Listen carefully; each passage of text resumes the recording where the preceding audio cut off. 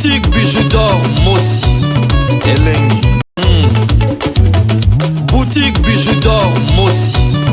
Voilà, couleur riche. Boutique bijoux d'or Mossi. Boss, voilà, couleur riche. Boutique bijoux d'or. Boutique bijoux d'or Mossi Elengi.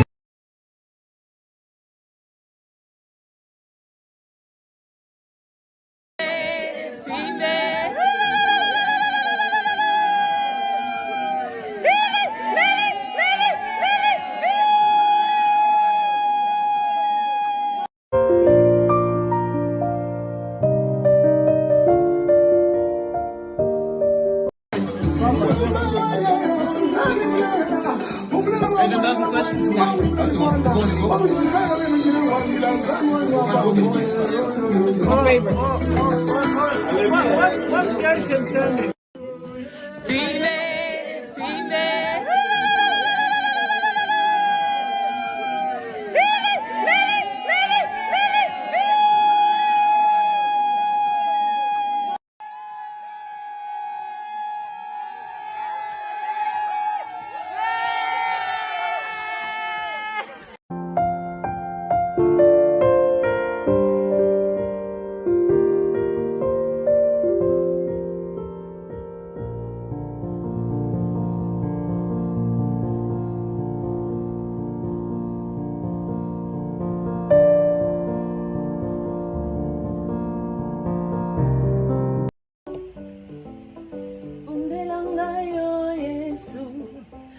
Mokona kukukate bundelanga yo Yesu. Bundelanga yo Yesu. Mokona kukukate bundelanga yo Yesu.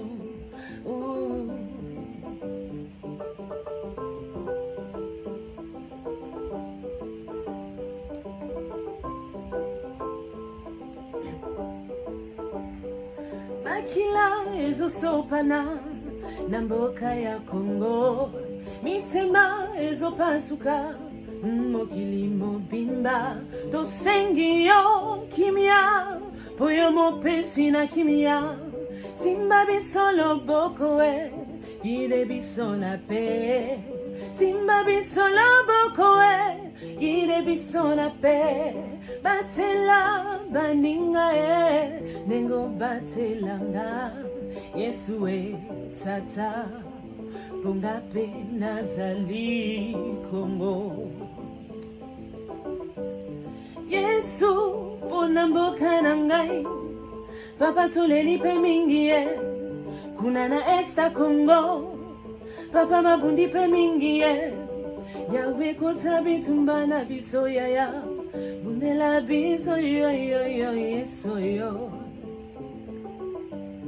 Yesu pona mboka na ngai papa toleli pe mingi e kuna na esta Kongo, papa mabundi pe mingi e yawe kota bitumba na biso yaya bundela biso yo yo yo Yesu yo.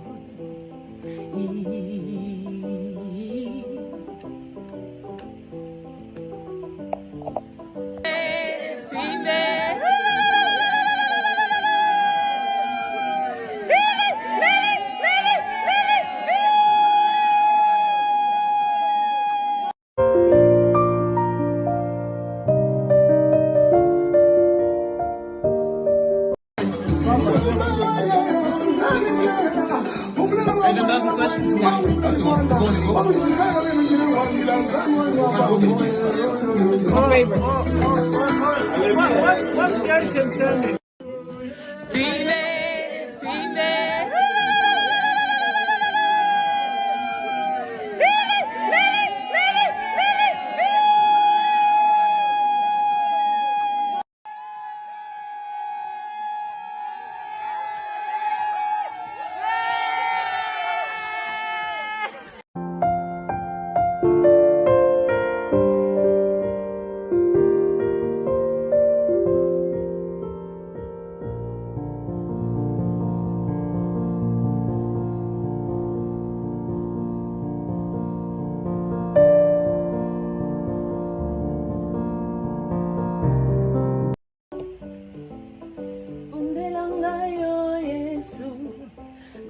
mokona kokokate bundela ngayo Yesu.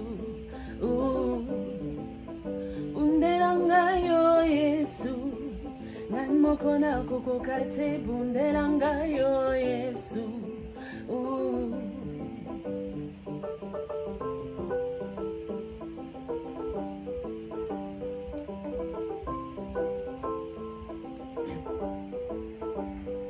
Makila ezosopana na mboka ya Kongo, mitema ezopasuka mokili mobimba, tosengi yo kimia poyo mopesi na kimia, simba biso loboko we gide biso na pe, simba biso loboko we gide biso na pe, batela baninga nengo batelanga Yesu tata ponga pe nazali Kongo. Yesu pona mboka na ngai, papa toleli pe mingi kuna na esta Kongo, papa mabundi pe mingi Yawe kota bitumba na biso yaya, bundela biso yo Yesu yo. Yesu pona mboka na ngai, papa toleli pe mingi kuna na esta Kongo, papa mabundi pe mingi Yawe kota bitumba na biso yaya, bundela biso yo Yesu yo.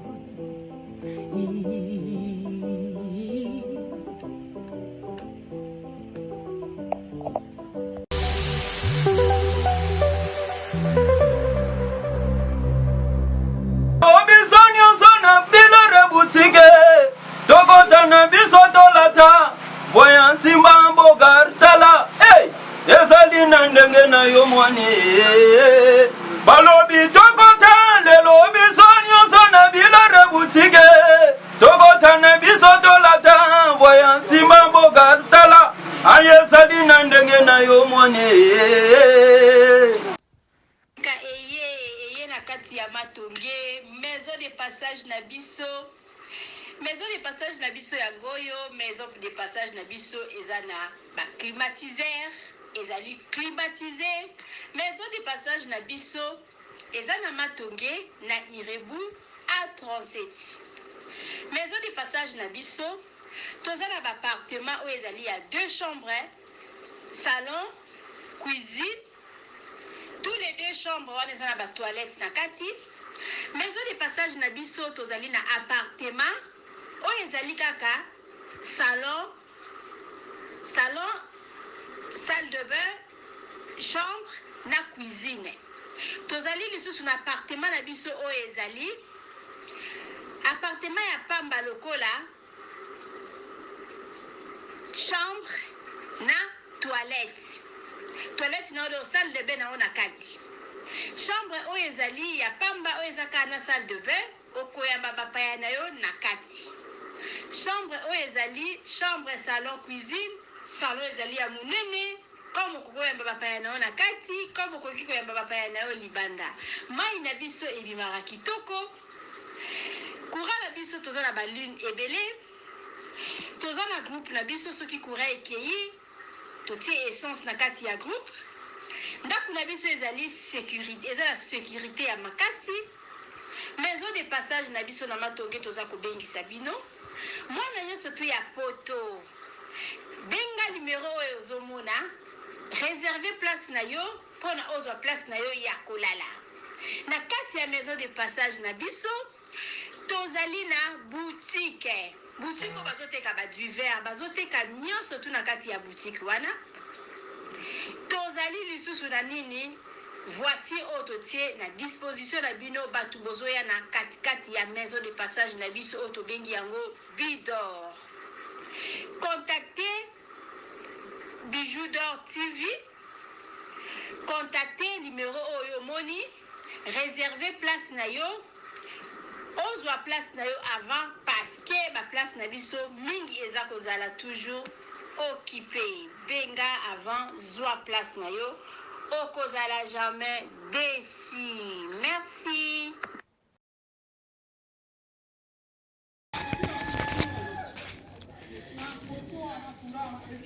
Salut, j'espère que vous allez bien. En fait, c'est plus pour les diasporas. C'est donc qui veulent passer leur séjour ici à Kinshasa. Alors pour tous vos déplacements, il y a une voiture à louer qui est là, marque Hyundai. La voiture elle est confortable, donc climatisée et tout. Donc la voiture répond vraiment aux normes. Alors pour tout contact, veuillez contacter Bidor TV au numéro qui suit, plus 49 17 85 52 23 11. Donc je réponds pour une meilleure compréhension. Plus 49 17 85 52 23 11. Donc la voiture elle est là, marque Hyundai. Donc voilà. Donc ici nous sommes à Kinshasa. Donc pour tous les diasporas, pendant tous vos séjours à Kinshasa, voilà la voiture elle est là pour vos déplacements et tout. Donc partout où vous voulez y aller, la voiture elle est là.